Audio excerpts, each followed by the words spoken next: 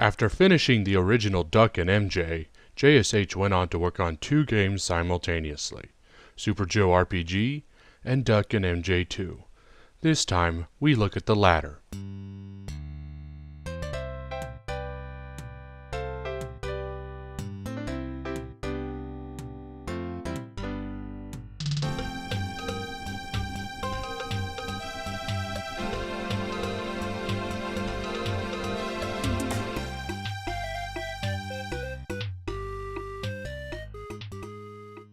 The leap in quality between the games is remarkable.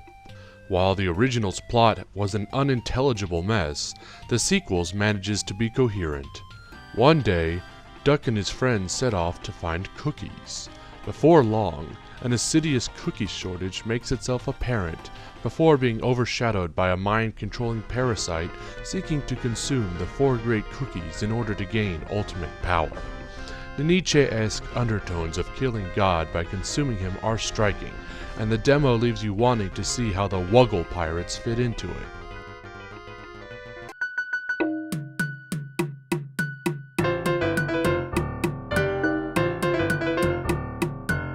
The sequel actually has less success with humor than the original, though at least one enemy shows that Earthbound's influence upon JSH continued. Even though the connection between events is now understandable, the plot is still nonsense.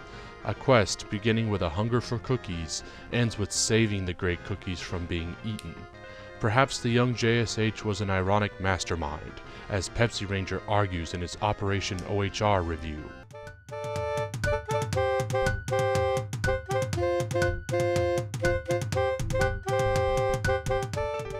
The one I found most humorous was the last scene in which Duck and MJ help a sheep herder save his sheep from a pack of wolves. First of all, I found it funny that in a game of personified animals, sheep are still sheep. Secondly, and even more amusing, is the fact that the sheep herder, who can use a summon spell in battle, calls on none other than a sheep to fight the wolves that they're trying to save the sheep from. And the sheep actually kicks their butts. Very nice.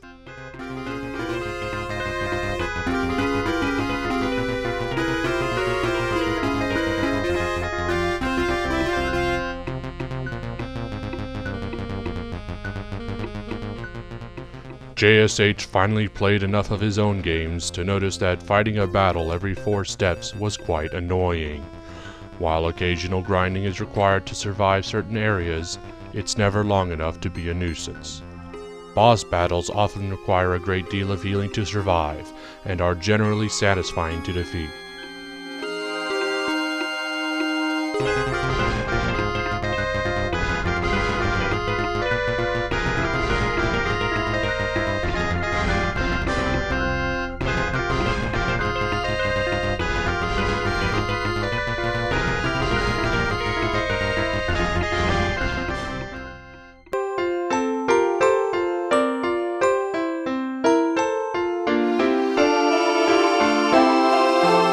The world map is mostly linear, but is consistent throughout the game and provides proper vehicle shortcuts for quick backtracking, a relieving departure from the original's indecision between large areas and a world map. It also presents itself uniquely by printing area names over each location, making navigation a breeze, if at the loss of being immersive.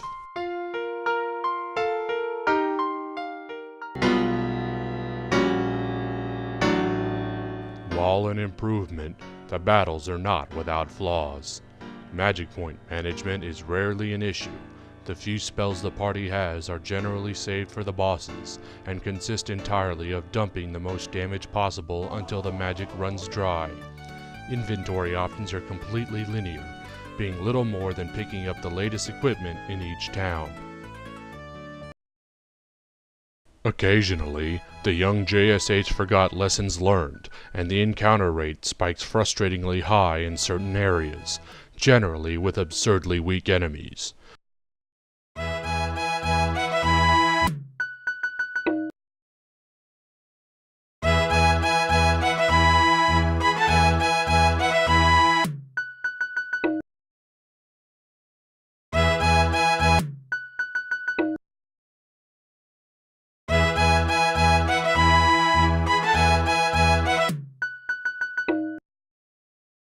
The world map has similar issues with enemies that do not scale up to the party's strength, making it a chore to walk around.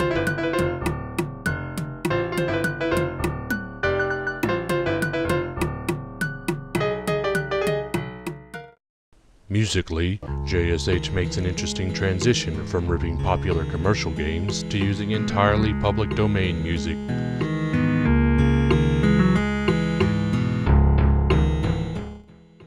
The original's level of quality assurance continues in the sequel. Highlights include being able to walk inside of walls, a blank boss NPC appearing after its own defeat, hotel NPCs you can only talk to by walking in front of, and improperly linked text boxes giving the dialogue for a party member who isn't there, instead of directions for where to go next. Perhaps the worst thing is this room.